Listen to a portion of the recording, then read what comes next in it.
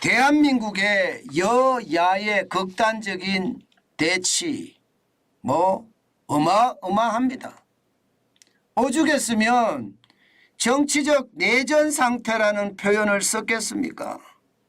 예, 그만큼 말입니다. 극단적인 대치는 지금 끝간 줄을 모릅니다. 국민은 안중에도 없습니다. 그들끼리의 정치 전쟁을 하느라고 지금 계속 싸우고 있다는 것이 저는 너무너무 안타깝습니다.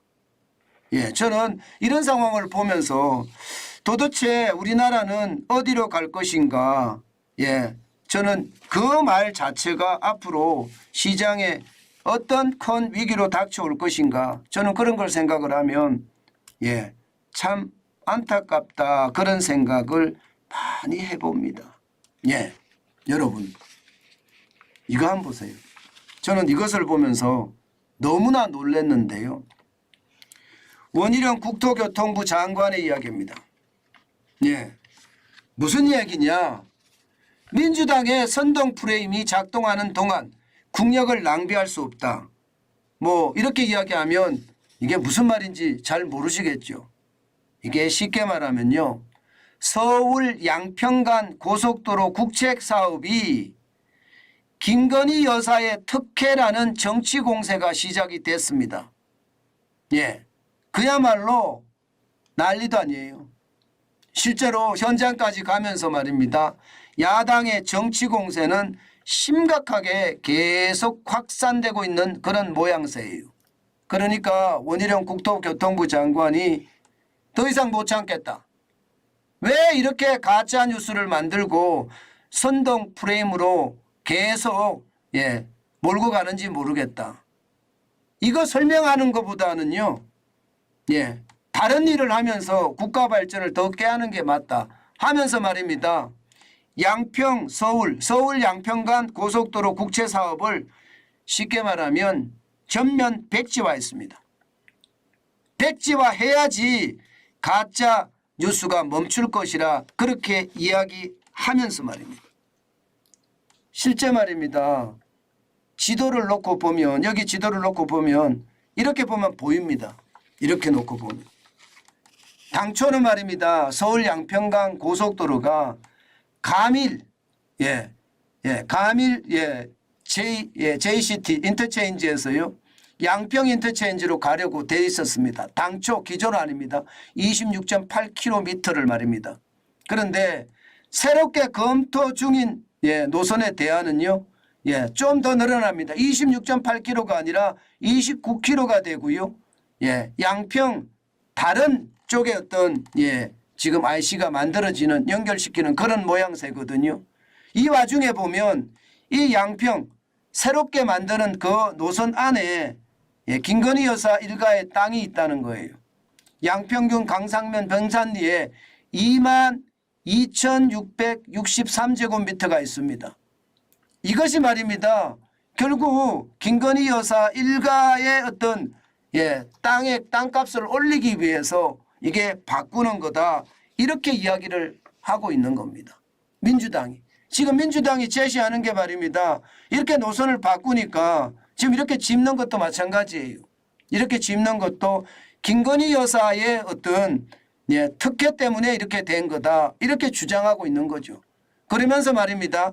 아니 사업비도 이렇게 하면 1,000억 원이나 더 늘어나는데 왜 노선 변경을 해서 국고까지 낭비하느냐 이런 이야기까지 한단 말입니다. 1,000억 원 안 들어간다 이거예요. 국토교통부 140억 정도 늘어난다. 140억 정도 늘어나는 건 기존의 26.8km가 바꾸면 29km가 되니까 그만큼 더 들어갈 수밖에 없는 것 아니냐. 1,000억 원은 가짜뉴스다. 이렇게까지 이야기하고 있는 겁니다. 문제는요. 이게 끝간데 없이 싸운다는 이야기예요. 지금 그래픽으로 보면 충분히 오해할 수 있는 여지가 있습니다. 김건희 여사 일가가 소유한 땅 지역으로 가는 거 있기 때문에 충분히 그런 개연성이 굉장히 높기는 사실입니다. 예, 넘는 건 사실. 그런데 문제는요, 여러분. 이게 이렇게 된다고 하더라도요. 이렇게 극단적인 정책으로 갈 필요가 있느냐 하는 이야기입니다. 아니 이게 가짜뉴스가 된다고 해서 원희룡 국토교통부 장관은요.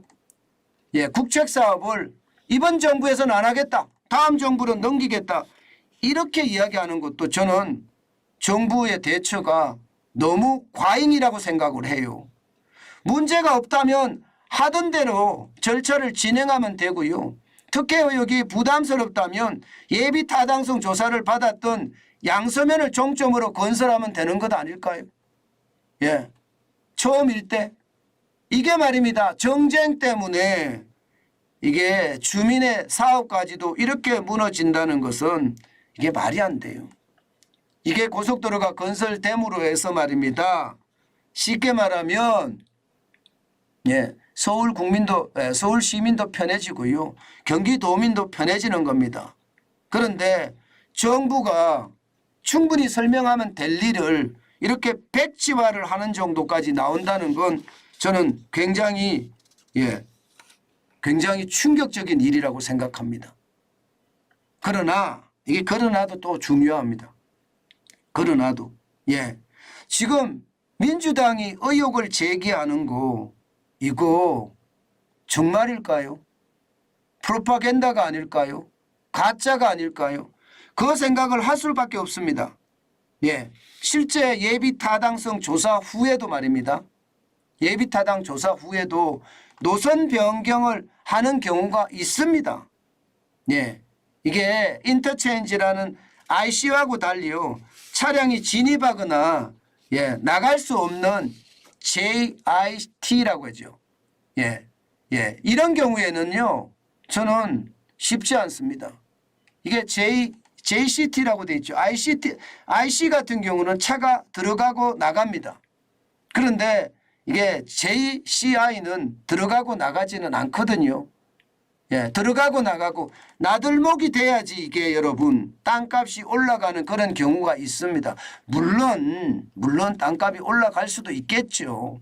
그렇지만 상대적으로 IC가 어느 쪽으로 오느냐에 따라서 이게 충분히 땅값이 올라갈 수도 있지만요.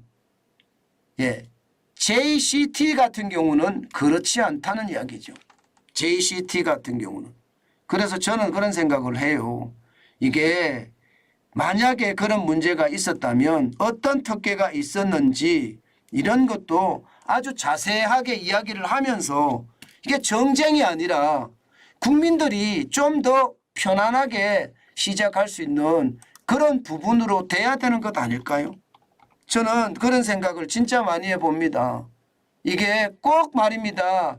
저렇게까지 싸운다는 게 안타깝기 그지없습니다. 여러분 JCT라는 분기점하고요.